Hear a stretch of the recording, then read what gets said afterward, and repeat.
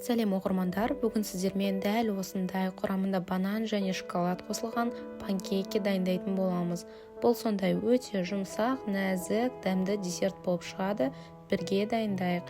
Бірінші кезекте ыдысқа бір бананды бөліп салып алып, оны үгітеміз. Мен блендердің көмегімен осылай майдаладым. Сізде блендер болмаса, кәдімгі вилканың көмегімен езіп майдалап алсаңыз болады. Езілген бананды шетке қойып, екінші ыдыста келесі массамызды дайындайтын боламыз.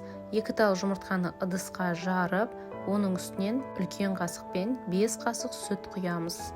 Кішкентай қасықпен 6 қасық қант салып, және 2 шымшым сода саламыз да, барлығын бірге араластырып аламыз. Қанты ерігенге дейін жақсылап араластырып, оның үстінен дайындалған банан массасын саламыз. Және үлкен қасықпен толтырып 5 қасық ұн саламыз. Ұнның үстінен 1 қасық қопсытқышымызды салып, барлығын бірге осылай миксердің көмегімен араластырып аламыз. Егер сізде миксер болмаса, қарапайым венчиктің көмегімен де араластыра беруге болады. Біз дайындап жатқан масса қатты қою болмауы керек. Міне сұйықтығы дәл осындай болса, бізге жарайды. Және бөлек ыдыста осылай шоколадтарды бөліп, мен дайындап алдым. Қазір панкейкінің ортасына салатын боламыз. Ыдысымызды отқа қойып, үстінен май салып, осылай бірінші майлап аламыз. Ал массамызды асықпай, ақырын осылай дөңгелектеп салып шығамыз. Бұл кезде оттың асты бізде орташа болып тұру керек, қатты көтерудің қажеті жоқ. Массамызды өзімізге керек формада дөңгелектеп салып алғаннан кейін, оның ортасына дайындаған шоколадымызды саламыз. Сіздер шоколадсыз пісірсеңіздер де болады, ал егер шоколадпен пісіретін болсаңыздар, оның дәмі 2 есе дәмді болып шығады. Және бұның бетін тегістейміз отқа күйіп кетпес үшін. Көріп тұрғандарыңыздай, біздің панкейктардың бетінен түйіршіктер шыға бастады. Осылай дөңгелек түйіршіктер шығып, осылай майда шариктар пайда болған кезде ортасы өте жақсы болып піседі деген сөз.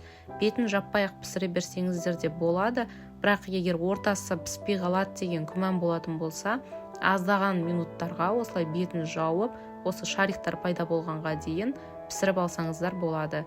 Міне бетінен бізде шариктар пайда болды, енді бұны келесі бетін аударамыз. Панкейктардың келесі бетін пісірген кезде оттың астын басамыз. Баяу отта пісіреміз, сонда ортасын барлығы толық жақсы көтеріліп пісетін болады. Міне біз енді келесісін дайындаймыз. Дәл солай тағда қайталап дөңгелектеп салып алып, оның үстінен әдемілеп шоколадымызды салып, шоколадымыздың бетін тағда қамырмен жауып пісіреміз. Міне біздің келесі панкейктарымыздан да осылай шариктер шығып пісе бастады. Тағда қайталап өтейін, панкейкті пісірген кезде оттың асты орташа болып тұру керек, қатты көтерудің қажеті жоқ. Ал панкейктің келесі бетін пісірген кезде оттың астын басып пісіретін боламыз. Бізде бұл десерт түрі өте тез дайындалады. Массасын дайындауға шамамен 5-7 минут аралығында кететін болса, панкейктің әр бетін пісіруге шамамен 1 минуттан кететін болады. Сонда 10-15 минуттың ішінде осындай дәмді десертті дайындап дастарханға ұсынуға біздің мүмкіндігіміз бар. Бұны кішкентай балаларға арнап, не болмаса таңғы асқа тез дайындап жіберуге өте ыңғайлы. Міне біздің панкейктарымыз дайын. Ортасын бөліп көрсеткен кезде шоколады көріп тұрғандарыңыздай жұп-жұмсақ, өзінің тестасы да сондай нәзік, өте жақсы болып піседі. Тестаның ортасының сәл қара болып тұрғаны ол бананнан болады. Ал егер банансыз пісіретін болсаңыздар, аппақ сондай сарғыш түсте піседі.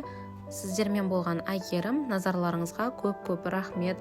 Арнаға жазылып, лайк басып, комментарий жазуды ұмытпаңыздар. Дәл осы рецептпен бірге дайындап көріңіздер.